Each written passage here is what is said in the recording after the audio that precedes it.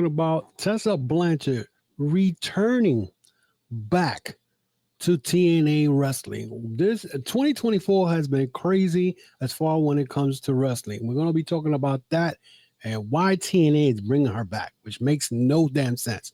And definitely, we're going to talk about the Rey Fenix drama that continues in AEW and this fake outrage going around just because it's AEW. We're going to be talking about that and much more on the Chokeslam Wrestling Report. Is the moment we've all been waiting for the thousands in attendance and the millions watching around the world. Ladies and gentlemen, let's get ready to rumble!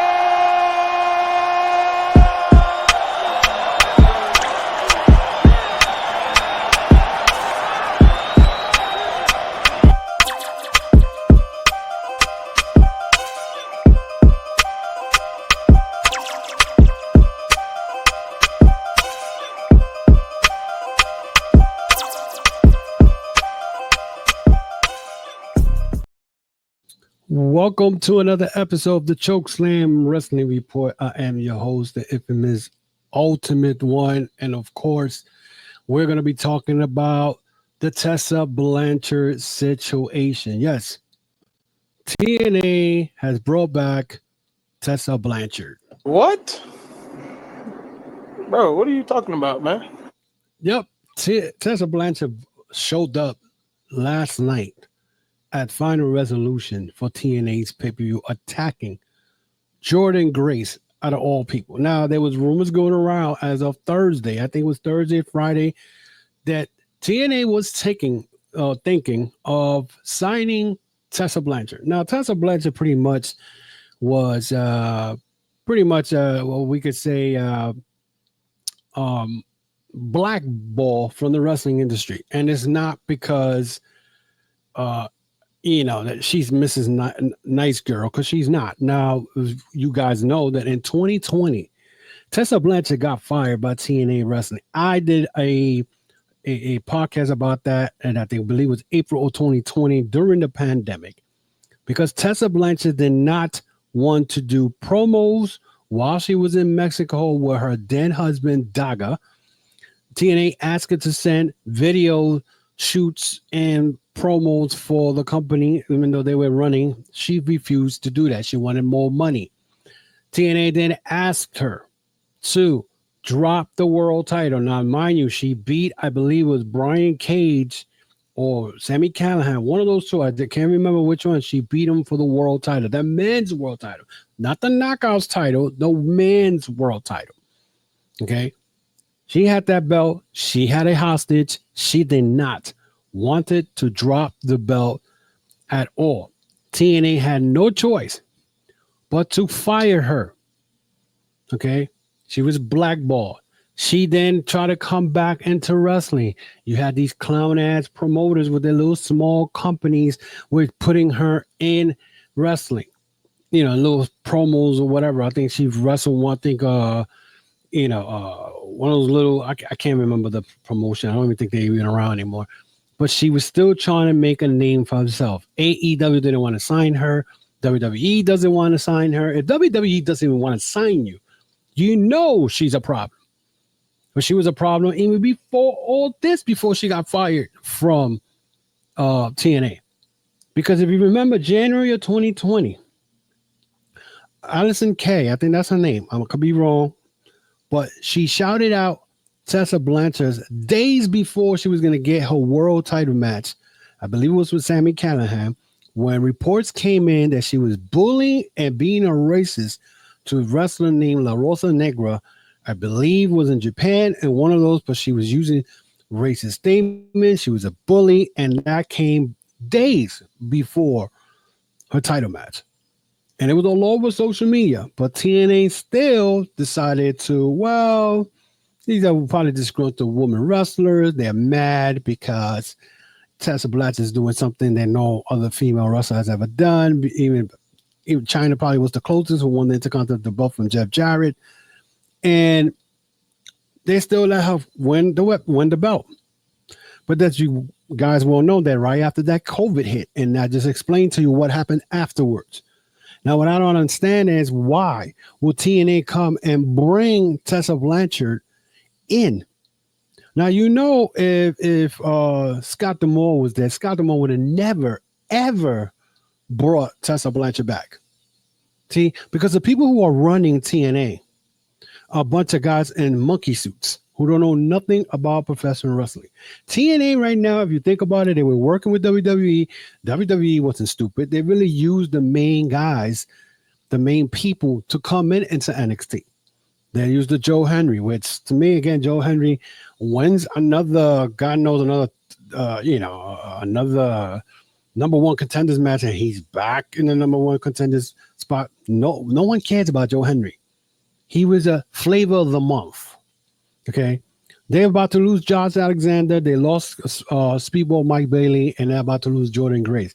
Jordyn Grace did not want to work with Tessa Blanchard. And as much as I don't like Jordyn Grace as a person and whatnot, because I met her before in a meet and greet, and she was nasty, but her wrestling skills are not to be, criticized because the woman could wrestle. But I don't blame Jordyn Grace going out of her way and saying that she doesn't want to work with her because she's a cancer. Tessa Blanchard is a cancer. No matter what anybody says, she is a cancer. Okay. Well, last night she attacked Jordyn Grace, and then when they're about to interview her, she said, and I quote, "I build TNA." When did you get that you build TNA? TNA has been around way before you. Okay. And just unlike like your father who going around, criticizing AEW or whatever. I don't know why he came to AEW. I don't know what was his mindset of that. But the fact that your daughter has the same attitude and whatnot with the wrestling business, and she goes back to TNA, and TNA brings her back with open arms because they're about to lose Josh Alexander. They're about to lose Jordyn Grace, and they already lost, Speedball Mike Bailey. Do you think now that they're not even getting? I mean, you guys will even well know they didn't even get 500 pay-per-view buys in one of the pay-per-views at the beginning of this year. They're not even getting. Nobody's watching them. We don't even know what the ratings are as far as them being watched on TV or Impact Plus or whatever the hell you want to call it. TNA, people were talking mad crap about AEW is about to fall in the beginning of the year because, Scott D'Amore changed it from Impact Wrestling to TNA Wrestling. Oh, my God, they're about to take over and blah, blah. And then when they started working with WWE, TNA is going to be the second best promotion and blah, blah, blah. But all this was said because people don't like AEW. That was the reason they said it. Now, here we are. 11 months later, Scott D'Amore is gone. We got monkey suits running Anthem Sports, okay? And they're bringing back a woman who already had a bad reputation, had the black cloud over her and whatnot, being a racist, being a bully, and you bring her back to TNA for what? And if you give her that belt, you're definitely, if you lost already fans to, because people don't like the product, what makes you think that you're about not to lose another more? I don't think TNA is going to be around too long. I mean, think about it. NWA was another company that was going around talking about, we're going to pass AEW. Where is NWA? Nobody even hears about them. And they were supposed to be in the CWY, but, they did a scene in the beginning of the year where there was, I forgot the guy, who did a scene where he was snorting cocaine. And they lost the spot, and WWE took the spot, and now they got NXT and CW. So these companies are not smart. People talk a lot of shit about Tony Khan. Tony Khan don't know how to book things. He's a baby, blah, blah. But here we are, high TNA doing the most stupidest thing in the world, bringing back a woman that they already had fired 4 years ago because she didn't want to play nice. She didn't care about nobody. She didn't care about the company. She wanted more money, and yet she didn't want to do business. This woman's not business. She got fired from Women in Wrestling not long ago. Okay, she came in to help Women in Wrestling. She got fired and whatnot. So let's move on now. Let's talk about this Rey Fenix. this Rey Fenix drama that's been going on for the last 2 weeks. Now, let me break it down because this is pretty much this video is a reaction video again from Tessa Blanchard. This is my reaction about this Rey Fenix. I didn't talk about it last week. I want to talk about it now.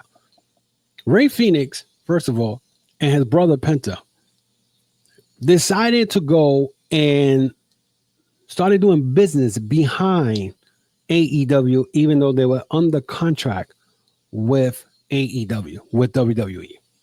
Okay. Penta went and opened his mouth and said, oh, WWE already has, merchandise for us when we come in. Why was WWE making merchandise for them when they were still under AEW contract? Right? People were upset. Oh, AEW is wrong. If they don't want to let them go, blah, blah, blah. That's not the way it works. A contract, you have to fulfill your contract. And Penta and Rey Fenix thought they were slick and they thought they were going to do shit behind the back of AEW and whatnot and get away with it. Now, I'm going to tell you this, and then I know that the Dave Meltzers, the Brian Alvarez, the Bully Rays, the Don Greca, whatever his freaking name is, they do not report that the reason all this happened, it was done behind the scene because Conan has something to do with this. Conan made a comment before this whole drama, and when it had to do with somebody getting pulled out of AAA, and Conan said, "Don't worry, we will get even." I'm paraphrasing it. He said something to the fact that AEW is going to see that he was about to get even with them. When the whole thing about them doing behind AEW back, I'm sure Conan has something to do with that. Conan probably said, look, they're not using you. You could go and make a move. They won't know. Do stuff behind it. Because Conan is responsible for having Dragon Lee, you know what I'm saying? And I forgot who was his partner, beat FTR for the AAA titles. And then Dragon Lee ended up going to WWE, which was slapped to AEW. Conan does a lot of dirty stuff behind the scene in the wrestling business. Conan has something to do with this whole thing with Penta and Rey Fenix doing their little scam or try to do business behind AEW while under contract. Now, when Tony Khan decided that he was going to go and add extra time on Rey Fenix contract, here comes all these wrestling fans who act like, they are real wrestling fans of Rey Fenix, and they probably never even bothered to watch Rey Fenix and whatnot. They probably told him to look, these trampoline wrestlers, they jump around. The first one they're talking shit. Now all of a sudden, because they want to leave to go to WWE, oh, this is an outrage. Why are they doing this and this and this and that? But funny, because a couple of years ago, I'll say maybe 5 years ago, probably, WWE was doing the same thing with Brody Lee and Eric Rowan. When they send them home to collect a check and they didn't even put them on TV.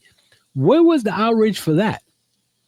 What was the outrage when FTR sent home and waited for months trying to, finish their contract?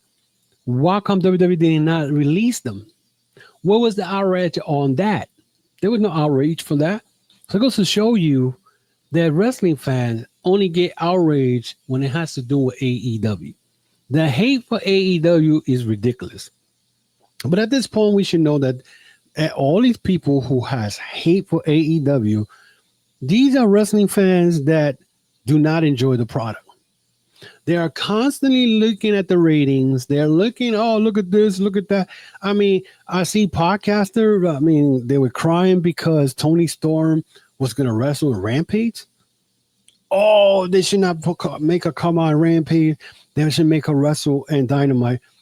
These are the same people that use their platforms to make money, but at the same time trash AEW. And it's the same clown. The same clown. I don't even have to say his name. We all know who it is. Little midget ass who got nothing better to do but constantly trashing AEW. Before he was deriding AEW, before CM Punk showed up at WWE. Now CM Punk is in WWE. Now let me deride the WWE. You know what I'm saying? Because that's what a lot of podcasters do. They have this tribalism and whatnot, you know.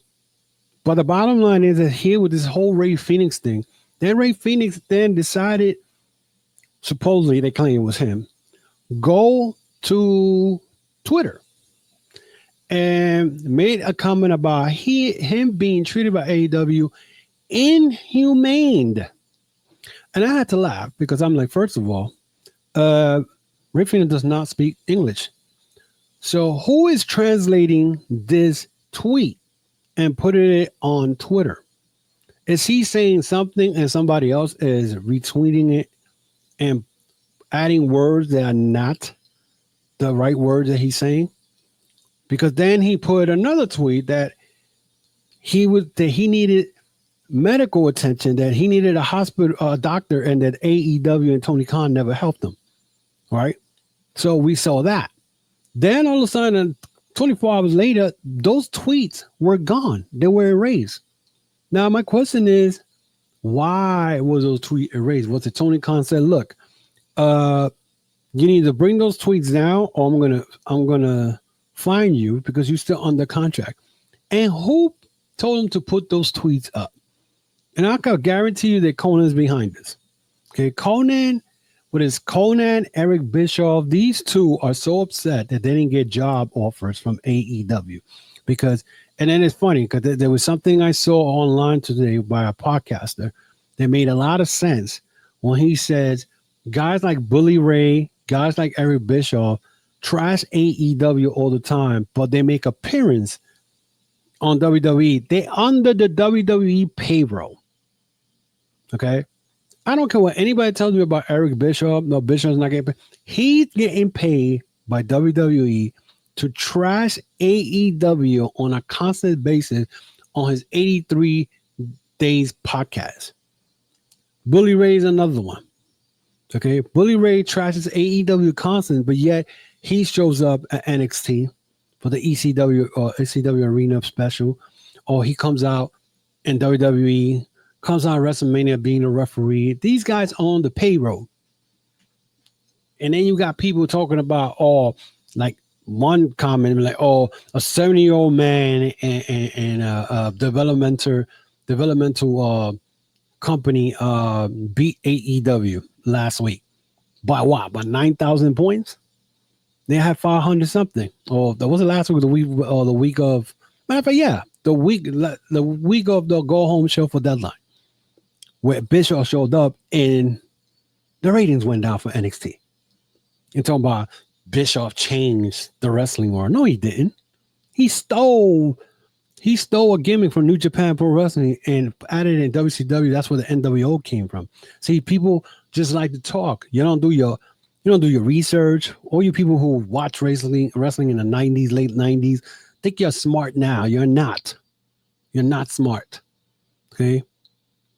Because I've been watching wrestling for many, many years. I've seen all types of era. But this fan base right now, this era of this fan base is just ridiculous. Because they cry for anything. You know what I'm saying? Then you got promotions who do stupid things like right now, Tessa Blanchard coming back to TNA, like that's going to help them. That's not going to help them. Same thing with this Rey Fenix situation. This constant thing about, every time a wrestler is not happy in AEW, they choose to go and use social media to slander Tony Khan. Meanwhile, you were collecting the check. You was collecting the money. And it's not like you didn't do your stuff there. In AEW, you was tag team champions. You was, I believe, you was an international champion. You was the trios champion. So you won belts there. Let's see how good you're going to be when you go to WWE. You see what I did to the Motor City Machine Guns? They won the titles, and 3 weeks later, they don't have it anymore. Okay, and now they're going to be out of the picture because that's what happens. All this thing is with WWE and AEW is WWE trying to take all the wrestlers away from AEW and then have Aaron Hawani go and fucking and bring in people like CM Punk still talking shit about AEW constantly. Like, dude, like it's over. Why are you still talking about AEW? Okay, when you got Eric Bischoff talking about there's no hope for AEW, you just mad because you ain't got a job with AEW. So you decided to go on the WWE payroll because you're on the WWE payroll. I don't care what anybody says. He's on the WWE payroll because he's constantly every single day on Twitter talking shit about AEW. Every day, every single day. I see this every day on Twitter. You got to be obsessed. You got to be like constantly, going back and forth with AEW. Is just ridiculous. It's just ridiculous. I don't understand it. I really don't. So that is it for me today, guys. Let me know what you think about this whole Tessa Blanchard coming back to TNA. Is this helping them, or nobody's going to bother to watch anymore once Josh Alexander and Jordyn Grace leaves? And tell me about this Rey Fenix. Do you think this is a fake outrage by these fans? Are they just doing it because it's AEW? Would they react that way if it was WWE? Let me know what you think in the comments. Let me know what your feedback and whatnot. If you haven't subscribed to the channel yet, subscribe to the channel and hit that notification bell. We're trying to get to 400 views. Actually, subscribers, 400 subscribers. We're going for 400. Again, you want to follow me, you can see right there, the logos and the podcast, not a podcast, the social media platforms, Facebook, Instagram, Twitter, of course, the YouTube channel. Just follow us on there. I don't know. I'm going to continue to promote TikTok, but there's rumors around that TikTok is going to be closing down within, I think, by January 19.